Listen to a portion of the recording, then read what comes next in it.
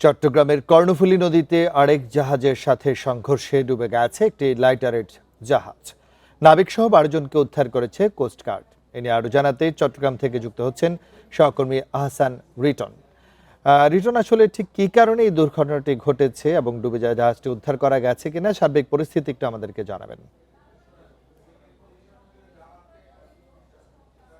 কর্ণফুলী নদীর ঠিক তীরে একটি জায়গায় দাঁড়িয়ে আছে। গতকালকে রাত 3টার দিকে যে জাহাজটি ডুবে গেছে সেটি আসলে এই জায়গা। প্রতি সপ্তাহে সর্বোচ্চবার বিকাশ পেমেন্টে 50 জন হবেন পেমেন্ট চ্যাম্পিয়ন। জিতে নিন টিভি সহ আকর্ষণীয় সব প্রাইজ। থেকে বেশ কিছুটা দূরে এবং যে কারণে আমরা আসলে সেটি দেখাতে পাচ্ছি না।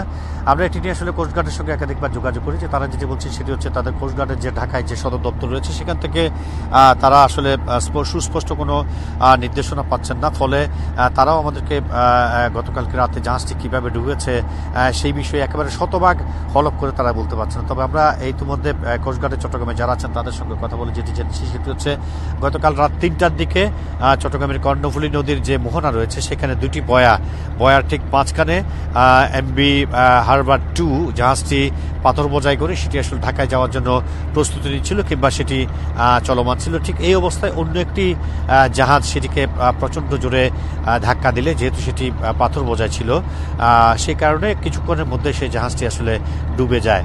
এবং এই খবরটি পাওয়ার সাথে সাথে কোস্টগার্ডের পক্ষ থেকে তাদের যে সমস্ত উদ্ধারকারী জাহাজ রয়েছে সেগুলো নিয়ে তারা ঘটনাস্থলে যান এবং তারা প্রথমে 8 জনকে তারা উদ্ধার করেন। এর মধ্যে 8 জনের বাইরে 4 জন তারা আসলে নদীতে ভেসে যান এবং সেই ভেসে যান এবং পরবর্তীতে তাদেরকে নদীতে ভাসানো অবস্থায় নানা জায়গা থেকে উদ্ধার করা হয় এবং তাদের অবস্থা মোটামুটি ভালো আছে বলে আমাদেরকে জানানো হয়েছে। আমরা যেটি বলছি সেটি হচ্ছে, যেহেতু জাহাজটি একটি লাইটার জাহাজ, সঙ্গত কারণে সেটি কয়েকশো টন কিংবা 1000 টন সেটির ওজন, পাশাপাশি সেখানে বেশ কিছু পাথর ছিল, সঙ্গত কারণে সেটি অতিরিক্ত ওজনধারী একটি জাহাজ এবং ফলে এই জাহাজটি ডুবে গেলে আমরা অতীতে যেটি দেখেছি সেটি হচ্ছে কোনো জাহাজ ডুবে গেলে সেটির তোলার জন্য যে প্রক্রিয়া সেটি শুরু হতে আসলে বেশ লম্বা একটি সময় চলে যায়। এক্ষেত্রে আসলে তার ব্যত্যয় ঘটেনি।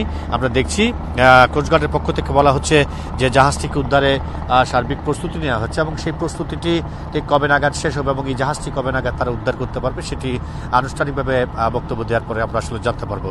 তো হচ্ছে চট্টগ্রামের কর্ণফুলী নদী থেকে আমার কাছে গতকালকে রাতে যে জাহাজটি ডুবে গেছে সেটার বিষয়ে এখন পর্যন্ত সর্বশেষ। চট্টগ্রাম থেকে সবশেষ তথ্য জানাচ্ছিলেন সহকর্মী আহসান রিটন।